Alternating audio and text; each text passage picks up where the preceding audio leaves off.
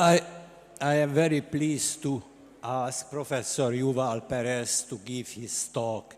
In the last few years, he gave quite a few talks in Hungary, and we learned a lot. I am sure that this international audience will learn also from his talk a lot. Please. Oh, you are here. Okay.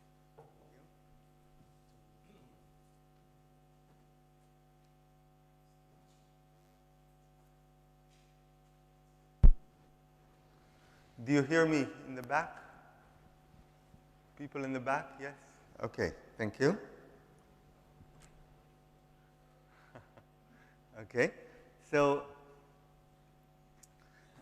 good morning. It's, of course, a pleasure and an honor to be here, and we're all grateful to Paul Erdős for starting, pioneering so many fields, and I'm personally also want to express my gratitude to my teachers, Hillel Fürstenberg and Benji Weiss.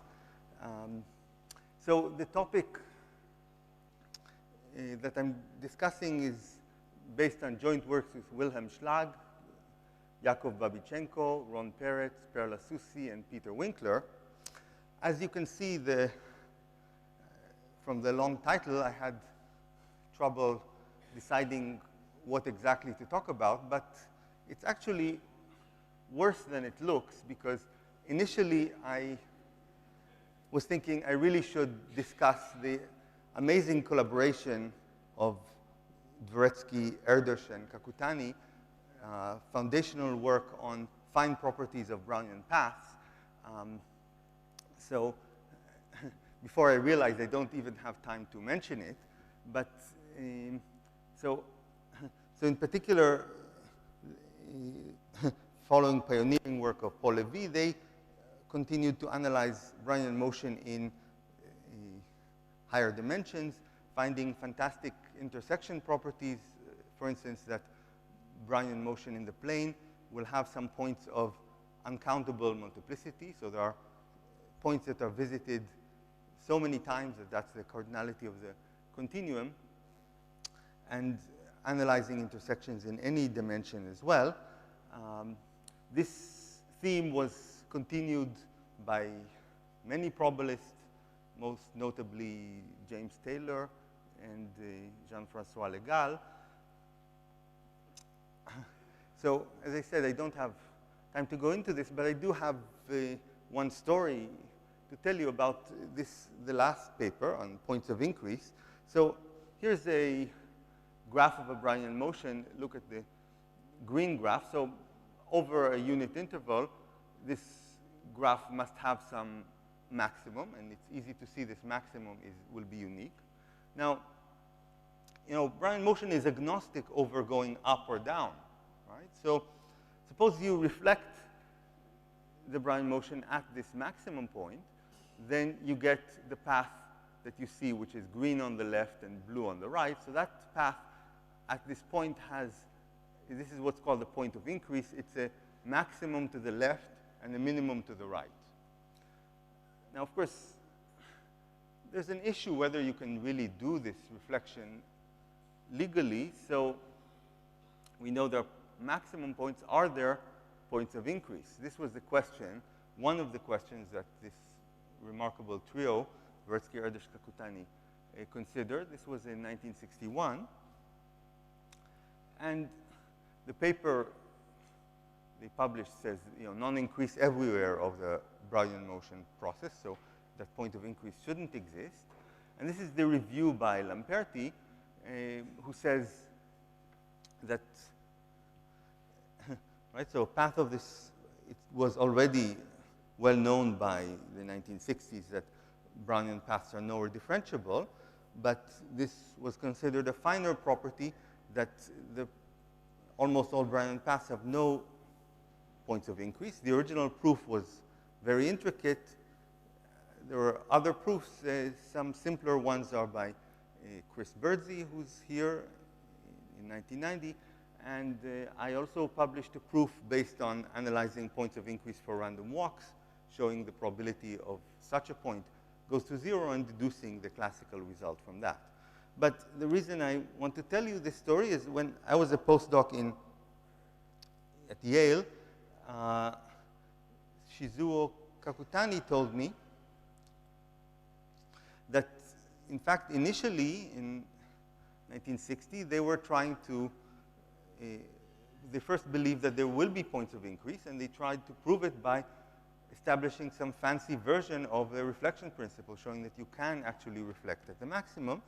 And at some point late in the, 8 or 9 in the evening, they thought they had succeeded. So then they were working in Dvoretsky's apartment in New York, where Erdős was also staying. And then when they concluded successfully this proof that there exists point of increase, Kakutani went down to his car to drive to New Haven, to Yale. But the car wouldn't start. I managed to find a picture of the car, and the car wouldn't start. So after many trials, it was too late to call the garage. So he went back to Dvoretsky's apartment and told him, well, I have to stay with you until tomorrow morning. And so as they were settling in, they discussed the fine points of the proof they had just concluded. They found some small gaps. They corrected them. New gaps appeared, and so on and so forth, until about 3 a.m., this process concluded with them proving the opposite of what they had initially thought. And they went to sleep. And if you look at that original paper, you can really see at what hour it was written. But anyway, at 9 a.m. the next morning, Kakutani goes to his car. Before calling the garage, he makes one more attempt. It turns on, no problem. And he just drove off. So further, so this theme of fine paths of fine properties of Brownian paths has, as I said, been continued a lot. And in particular, there's the beautiful lecture notes by Jean-François Legal. And this is, so you can find them on Amazon, but Jean-François just told me that they are freely available on his webpage as well. I also wrote a book with Peter Merters on Brownian motion, which has a large emphasis on fine properties of the sample paths and of the mostly highly visited points. That was another topic that Erdős, as well as the chair of today's session, Paul Revesh, really liked these points of high multiplicity in random walks in Brownian motion. So, and this one is also freely available on the web. Okay, so that's about the topic that I decided not to talk about. And I wanted to tell you something that would be perhaps closer to many people here. Some interesting uses of the probabilistic method in connection with some problems of Erdős. So here is a particular Cayley graph defined by a sequence. So think of an increasing sequence of integers nk, and which we also call S. And so this is this sequence. And we define a graph where two integers are connected if their difference is in the given sequence. So one nice example to keep in mind is if the sequence is just a sequence of powers, say k cubed, okay, then Fermat's last theorem tells you that this graph can have no triangles, right? Because if you think about what would the triangle in this graph mean, it would mean that if you look at the edges of the triangle, it would mean that you have a solution to x to the d plus y to the d equals z to the d. So there are no triangles. On the other hand, there is a theorem proved independently by Furstenberg and Sarkozy by very different methods. So Furstenberg's methods were ergodic, and Sarkozy's were more specialized and which gave better quantitative bounds. But what I want to mention from the result is for any set of positive upper density, so the fraction the set takes up in 1 to n, divide by n, that has a positive limb sup. For any such set, you can solve inside the set x minus y equals k cubed, or any fixed power you want. And okay, so that implies that any independent set in this graph, any set where there are no edges between vertices in the set, must have upper density 0, in other words, density 0.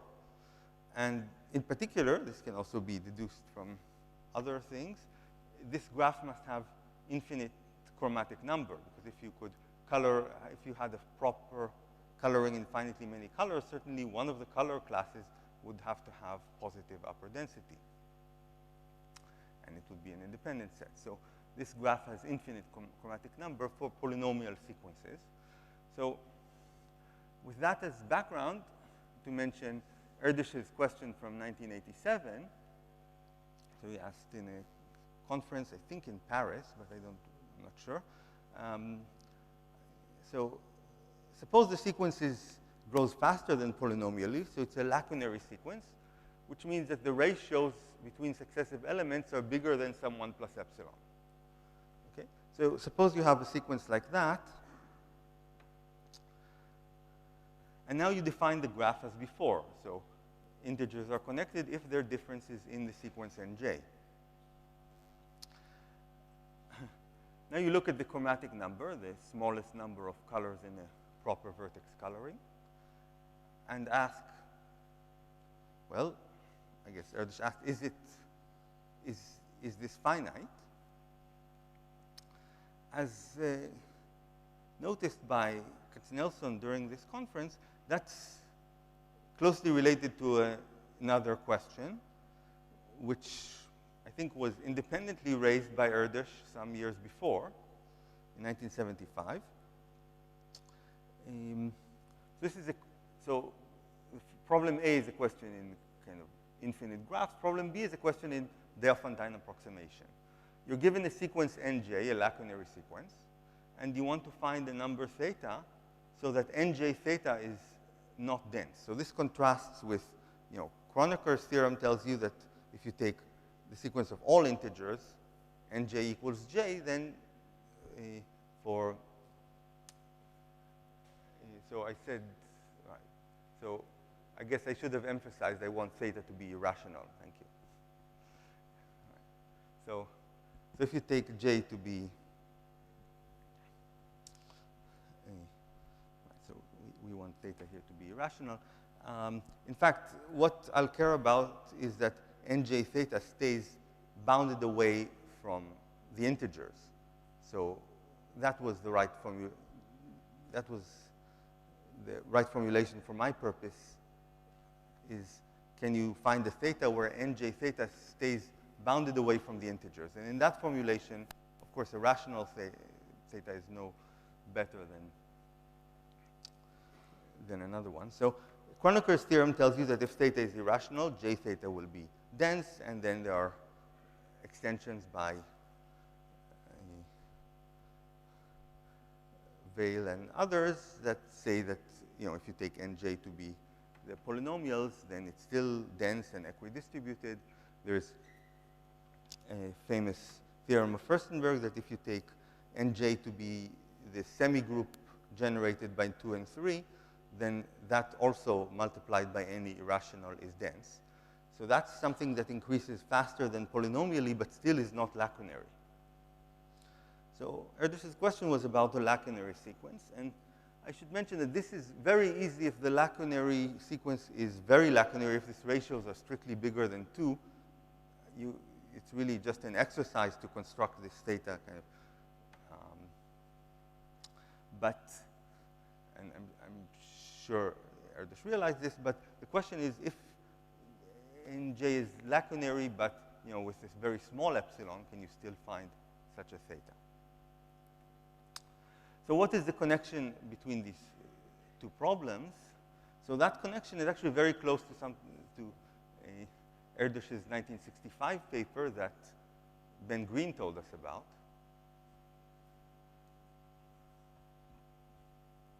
So let me explain the connection. So suppose that theta and j not only is not dense, but as I said, is bounded away from 0 when you take it mod 1. So theta and j is bounded away from the integer. So the norm here is the distance to the integer. That's the number theorist's norm. And okay, so suppose that now partition the unit interval, or really the circle, into k intervals of length 1 over delta. And now use this partition to color the integers. So you assign a vertex n in the integers the color j if n theta falls in the jth interval in this partition. Okay? And with this coloring, any two vertices that are connected by an edge, if n and m are connected by an edge, it means that n theta and m theta fell in the same interval, which means n minus m times theta is less than delta away from the integers, which means n minus m could not be in our sequence because we assume that the sequence had this separation, norm of theta and j should be bigger than delta. So this indeed gives a proper coloring and gives a connection between the two problems. If you can, so to make it quantitative, the larger the delta you can make in this Diophantine problem, the better the coloring, that is, the chromatic number will be bounded by 1 over delta. Okay? This is kind of key. So if this is not clear, please stop me and I'll say it again. All right, so and this is actually very close to the argument that Ben Green told us about a few days ago. All right, so this is the connection between the two problems, and I think both of them are interesting on their own, but the fact that they have this connection makes both of them more interesting. So problem B was solved after it was posed by Erdős in 75, it was solved by Pollington, 79, Diophantine, 1980, and there's also a solution given in Katznelson, 2001. All these solutions are quantitative, but in fact, it turns out, and this is something I only learned a couple of years ago from Moshe Vitin, is that Khinchin in 1926 considered the very same Diophantine approximation problem and solved it, getting as good a quantitative solution as Katznelson did in 2001, and better than Pollington and Diophantine got in 79 and 80. And so the solution that Khinchin and Katznelson got gave that the minimum. So remember, the sequence is 1 plus epsilon lacunary, and they got the delta to be essentially epsilon squared with a log correction. Okay, so they found some irrational theta, indeed, uncountably many such irrational thetas, so that the norm of theta and j is at least constant epsilon squared times the log. And this means that, again, up to a logarithmic correction, you can, the chromatic number of this graph is at most 1 over epsilon squared, again, with a log correction. Okay. So I worked on this with Wilhelm Schlag, and we managed to improve this bound. So instead of epsilon squared, we have epsilon still with a log correction. So again, under the same condition, the sequence is 1 plus epsilon lacunary, one can get a number of theta, indeed uncountably many, where this infimum is bigger than constant epsilon over log epsilon. And that implies a bound for the chromatic number, which is almost linear in 1 over epsilon. So it's like log 1 over epsilon.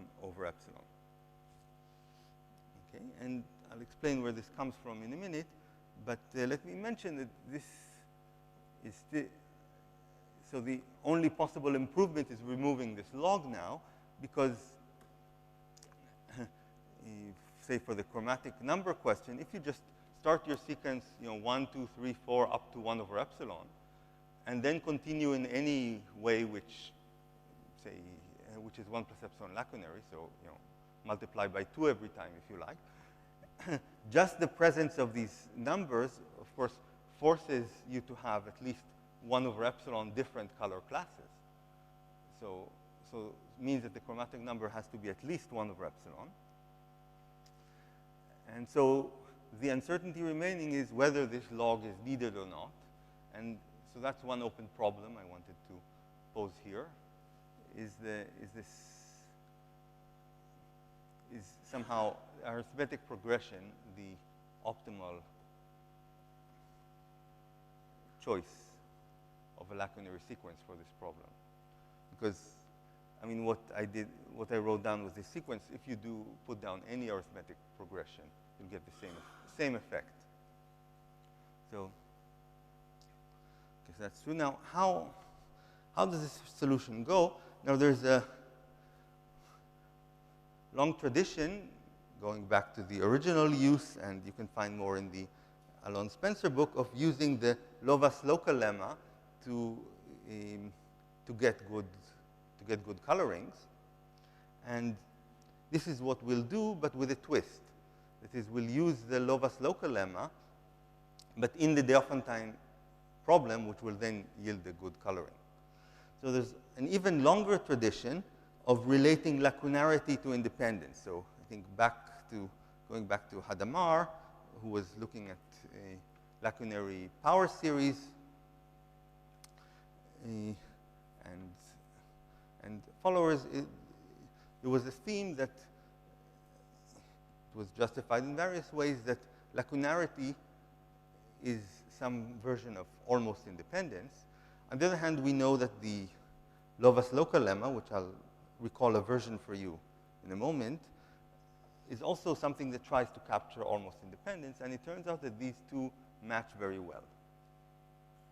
So here is another formulation of our result.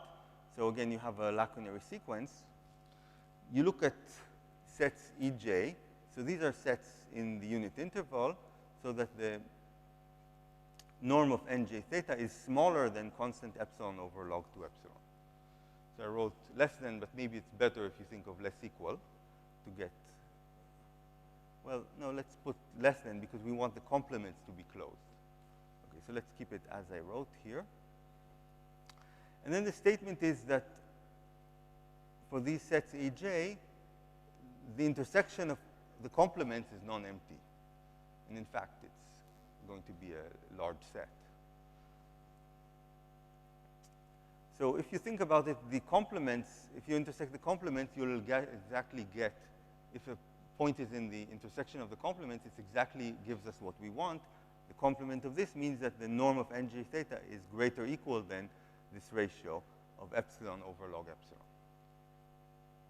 Okay?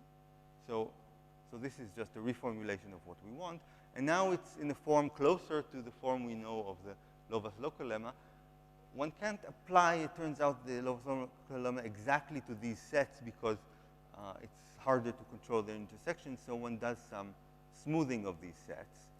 So this is a version of the local lemma that we're using. It's a one-sided version, and such versions appeared shortly after the original. So you have sets Aj, which have some approximate independence, but usually this is described in terms of a dependence graph. Here, the sets are given in a sequence. So the dependence graph has a very simple structure that you want to think of strong dependence happening between sets in the sequence that are just closely located on the axis, and sets that are far away. Well, they're not perfectly independent, but there is a bound on the dependence. So there's some upper bound on this dependence, which is given in terms of some numbers xi. So this is, formulation very close to the original. And of course, you could find, again, exposition of this in the Alon Spencer book. And so you have this probability bounded by such a product, then you can conclude the lower bound for the probability of the intersection of complements. So I won't go through, exactly what x's you need to choose. You can find this in the paper, but the point is you apply this version of the Lovász-Local lemma, which of course many of you know is first in a joint paper with Erdős. You apply this to the sets AI, which are approximations of the sets EJ, but somehow have some rough edges smoothed out, so the sets AJ are unions of certain binary intervals. So it's a set which is a union of binary intervals of a certain size that approximates the sets EJ that appeared in the previous slide. So the details of carrying this out are, just 1 or 2 pages of simple calculation, which I won't go through here. But somehow the Lovász-Local lemma fits this setting like a glove and improves on the, so if you look at the arguments of Khinchin and of Katznelson, these are kind of very clever manipulation of intervals, but somehow just plugging in correctly to the Lovász-Local lemma gives a much, much better bound, which I admit I found surprising. So it turned out that without our knowing it, actually there is quite a community of people in Diophantine approximation that was interested in this problem. In particular, I want to single out Moshevitin, who wrote 6 or 7 papers following up to ours, and ours just appeared in 2010, so this is very, very fast, applying the method in very creative ways that were certainly unexpected to us. And I'll just, of these, so Moshevitin has several papers and surveys on this topic, all from the last couple of years, which I recommend to look at. I just mentioned one of the applications he has in a joint paper with Bugot. And I just quote from the math review. So this is a paper involving some weak converse of the Littlewood conjecture. So remember, the Littlewood conjecture states that for any alpha and beta, if you take the norm of Q alpha, the norm of Q beta, and multiply that by Q, that will have a limit inf of 0. And what they deduced by adapting our argument is that you don't have that much room there. So if you just multiply by an extra log squared Q, then you can find lots of alpha beta where this limit is positive, and even a set of full Hausdorff dimension. So to prove the Littlewood conjecture, you have to be finer than this log squared Q factor. And the point is that this is really, once one has the scheme going, as Moshevitin points out, there is a very clear way how to proceed, and he proves a whole variety of questions by adapting this technique in a creative way. So that's, and again, he has a long survey in Russian math surveys, which details this and many other applications. So I want to go on to a different application of the probabilistic method.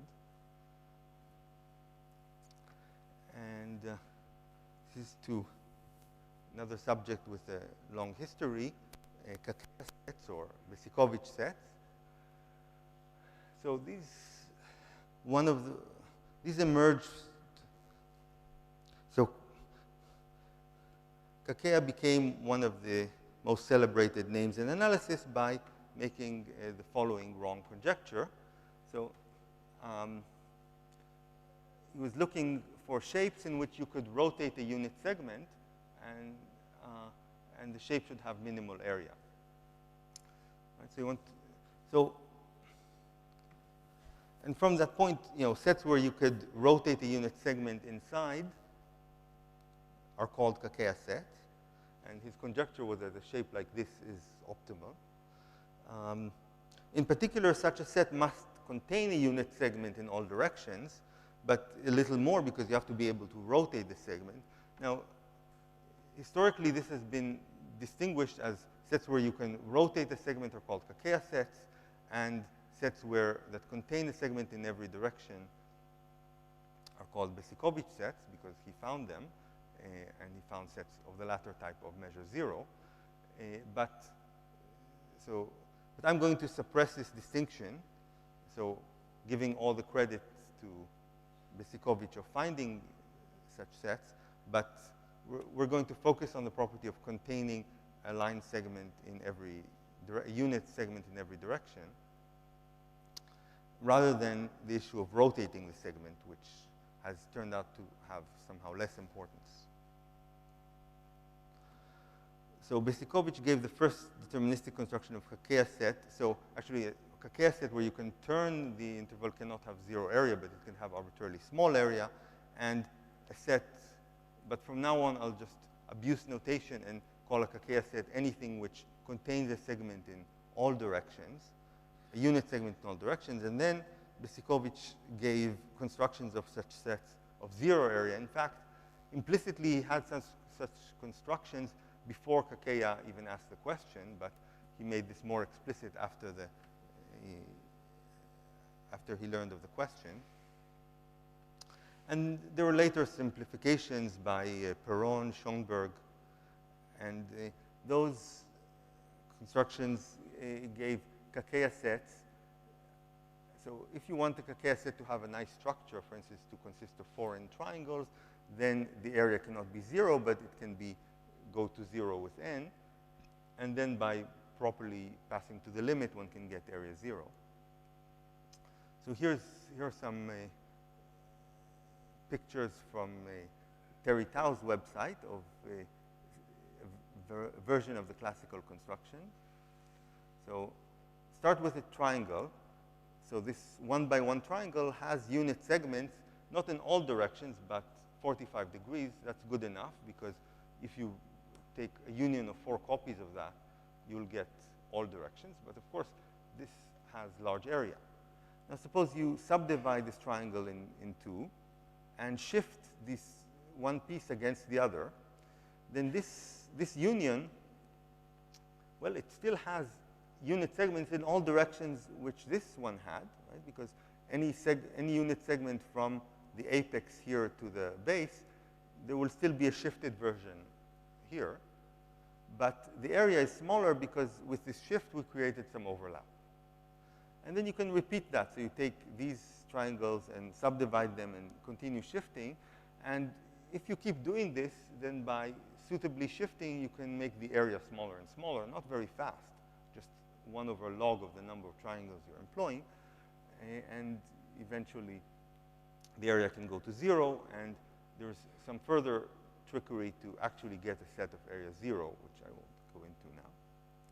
So these are some of the classical constructions, and there are various variations. Okay, so we're going to do a new variation of that where there is a random element to the construction. And it will be optimal in terms of the rate of decay of the area. So this is the kind of set we obtain. But let me say that we really stumbled upon this set because this is not what we set out to do. We set out to analyze a certain search game that I'm going to tell you about. And and the search game was already analyzed, but the new thing in our work was finding the connection to Kakeya sets.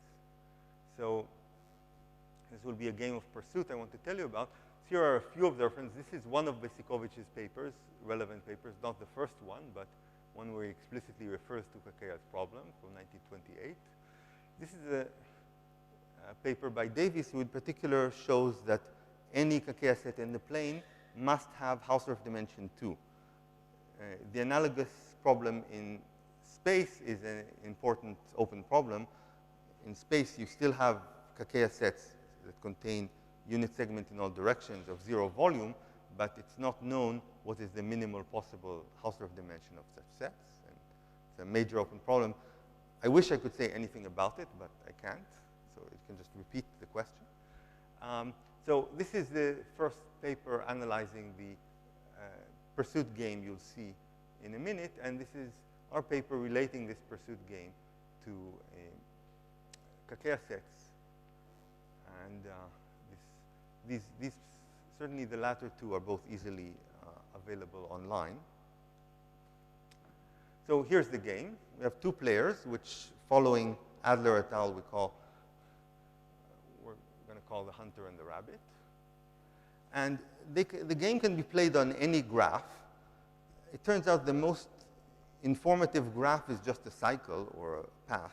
But on any graph, you can play this game. So the rules are the hunter and the rabbit start wherever they want on the graph, but they don't see each other. The hunter can either stay in place or move to a neighboring vertex in the graph. So that's what he can do in every move. The rabbit can jump from any vertex in the graph to any other vertex at will. They move simultaneously, but they don't see each other until they happen to land on the same site at which point the rabbit is captured.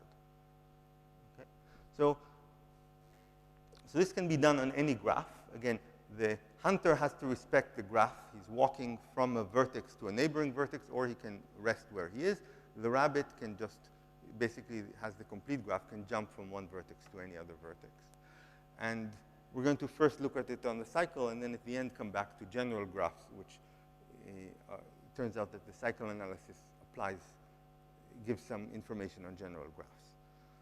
Okay, so that's the game.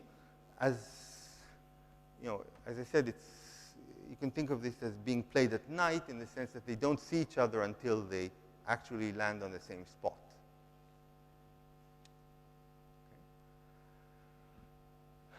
Okay.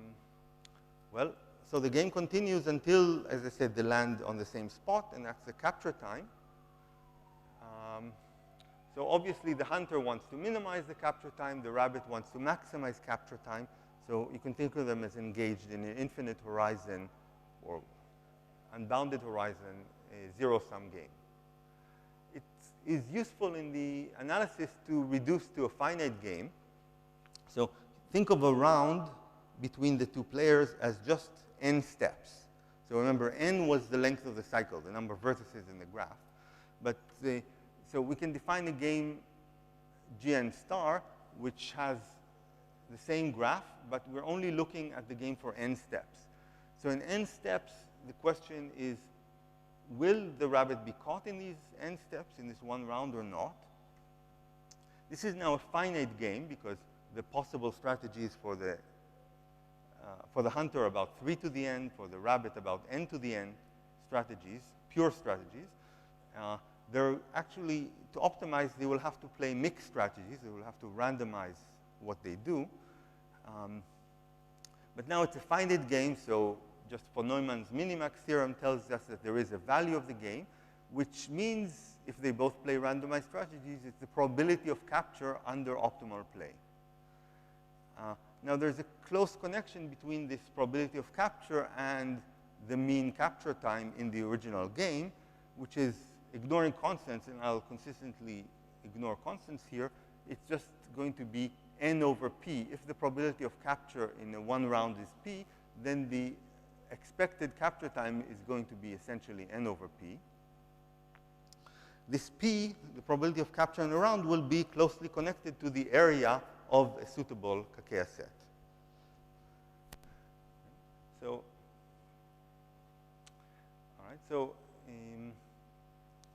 that's this game. Now, what is the connection? Well, certainly any good strategy for the rabbit in one round can just be replicated in the next round.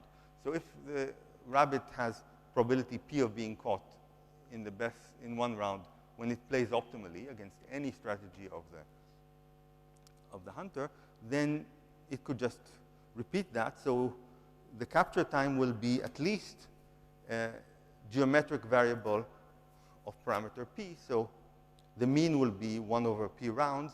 So the total length in time will be n over p. Now, conversely, if the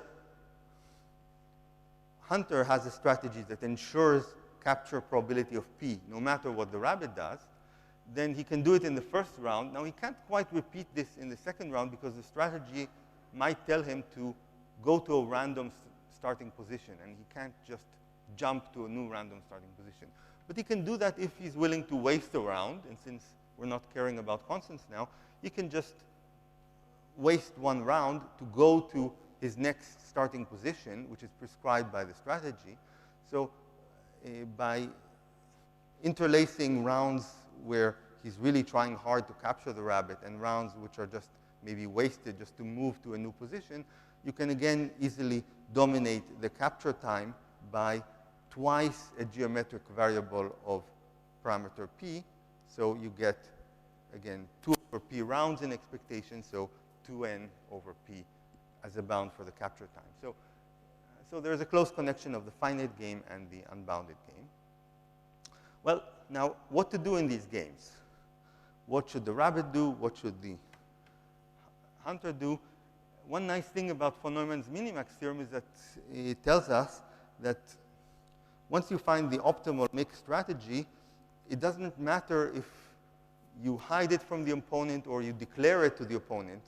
Of course, you shouldn't declare the actual path you're taking, but the randomized strategy, if you just declare it, it doesn't change the expectation. It doesn't change the expected payoff. So, well, what could the rabbit do? Let's first look at this, just to get oriented, the simplest things. One thing the rabbit could do is just choose a random node and hide there. In that case, it would typically be captured by time n if the hunter does something reasonable, like sweeping, like starting at a random point and just walking for a long time in some random direction, then the capture time will be n. Another thing the rabbit might do is use its jumping powers to just jump to a uniform random point in every vertex, in every time step. But then, again, it will be captured in time n because just wherever the hunter is, the rabbit has probability 1 over n to land on it in every step. So the capture time will have mean n. And so the natural question here is, well, is the capture time linear? That's a natural question. And what would you suggest for the rabbit and the hunter to do? So one thing that most people, including us, first thought is a natural strategy for the hunter is a zigzag strategy. He starts in a random position, goes in a random direction for time about n, but not exactly n. So say every time he switches direction with probability 1 over n. So he will switch about after order n steps, but in an unpredictable place, and then go in the other direction.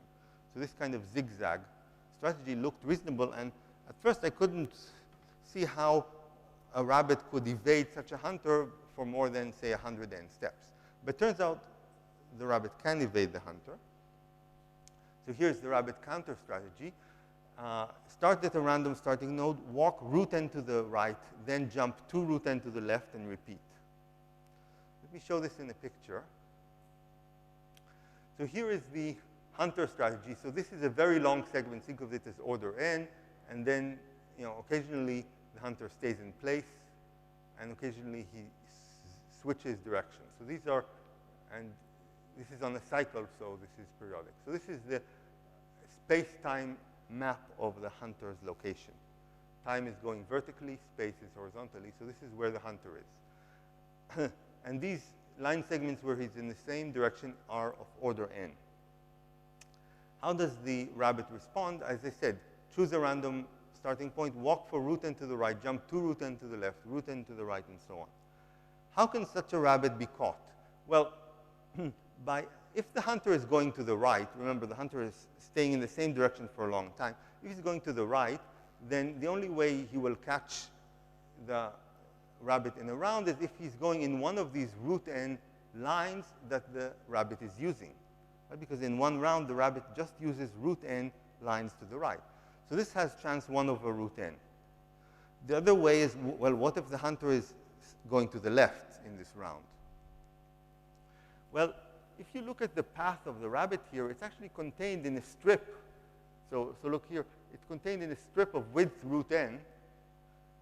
Right, so I hope you see this. So this path, because of root n to the right, 2 root n to the left, and so on, there is a strip going to the left of width root n. So the only way the hunter going to the left will catch this rabbit is if he happens to choose his path. So remember, the hunter is going for a long time in the same direction. So if he happens to choose his path intersecting this strip, which again has only chance 1 over root n. So whether he's going to the right or going to the left, he only has a chance of order 1 over root n to catch the rabbit in a round. So he will need about root n rounds, that is n to the 3/2, to catch this rabbit. So far, far from linear. And n to the 3/2 is actually the truth for this hunter strategy. So this is the optimal rabbit counter strategy. But still, n to the 3/2 seems like a lot. So it turns out what was bad for the hunter here is that although his location at every step was unpredictable, his speed was predictable, and the rabbit counter strategy cleverly exploited this predictability. So the key for the hunter to do better is also to make his speed unpredictable. And here is essentially the optimal. So the optimal hunter strategy is choose a random location and a random speed, and then move at that random speed. And that can be implemented in various ways. Here is one way. So you choose A and B uniform in 0, 1. So you start at A times n, mod n, and then you move to at time t, you're at an plus bt. So because b is less than 1, this is a possible move. If t increases by 1, this will increase by either 0 or by 1. So in this strategy, the hunter is always either staying in place or moving to the right. He's not even exploiting the possibility to move to the left. And the claim is that with this strategy, the probability the hunter will catch the rabbit in a round will be much better than 1 over root n. In fact, it will be 1 over log. And so this will give a capture time of n log n. By the way, just to check with the chair, when do I? 5 minutes, OK. So so what capture time does this yield? Well, this can be done once you have the right strategy. It's very easy to analyze with the second moment method. So if kn is the number of collisions of the rabbit and the hunter, one collision will finish the game. But in the analysis, it's good to look at the whole round and count collisions. And then the key is to find the expected number of collisions and the second moment. And these are straightforward. Again, the rabbit is employing an arbitrary strategy here. The hunter is employing this random speed strategy I mentioned. And the expected number of collisions is just 1, because in any time, the hunter location is completely uniform. So at any specific time, the probability of collision is exactly 1 over n. So the expected number of collisions in the round is 1. Given that there is a collision, the probability of colliding immediately after, say, k steps later turns out to be 1 over k. So if they collide at some time, then there's enough uncertainty in the hunter's location after that collision that no matter what the rabbit does, it can't, the probability of collision will be at most 1 over k, and that controls the second moment. So you just use this second moment inequality, sometimes called Paley-Zygmunt, but it's just an immediate consequence of Cauchy-Schwarz, that the probability kn positive is bounded below by this ratio of first moment squared divided by second moment. And in this case, it's 1 over log n. So this is the lower bound for the capture probability.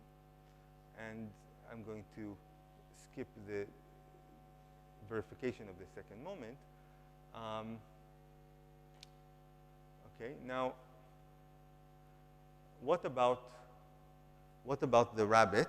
So it turns out that n log n is the truth for this problem. So the rabbit can also find a strategy where the probability of capture in a round is at most 1 over log n. So it means log n rounds will be needed for capture. And in describing and analyzing this strategy, we'll use the upper bound. Probability of kn positive is at least the expected number of collisions in time till time 2n. So we continue the strategies for time 2n. divided by the expected number given that they have collided in the first n steps. And you just say that in order, I'm going to skip to some details and say that in order to succeed, the rabbit wants to find a strategy where if it collides with the hunter, then there will be many collisions after that, as many as possible. And it turns out what the rabbit wants to do is a Cauchy random walk. So, rabbit will use its jumping powers, but not to jump to a uniform spot. It will jump a jumping distribution where the probability to jump exactly distance k is like constant over k squared.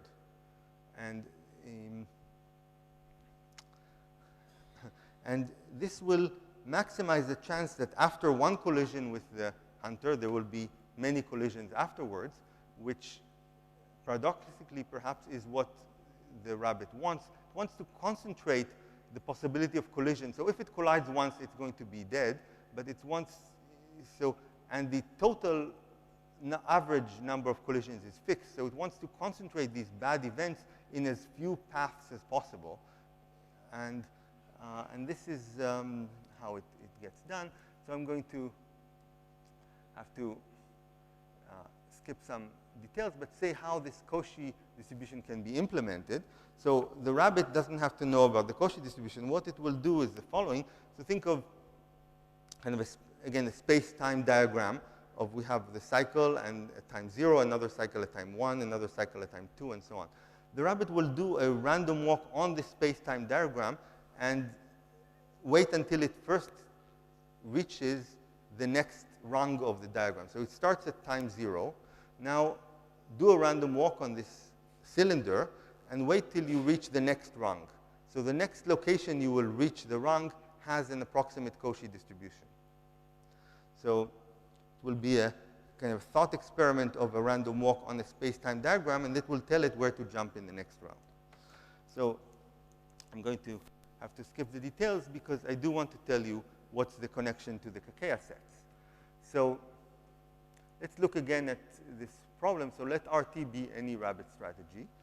And now it's convenient to think of time as continuous, but the rabbit strategy is just a step function because it only jumps at integer times. Now, the hunter strategy was using AN plus BT. I took A to be uniform in 0, 1. From this picture, it's more convenient to take A to be uniform in -1, 1. It doesn't matter a bit because we're taking everything mod 1. So the hunter strategy will be to go to AN plus BT at time t. And these will collide in the time interval between m and m plus 1. For a collision to occur is an event like this. AN plus BM should be between Rm and AN plus BM plus 1. And remember, A and B are chosen uniformly. So in parameter space, the event of collision corresponds to this triangle. So the triangle its slope is fixed by the time, but its base is shifted by the rabbit strategy.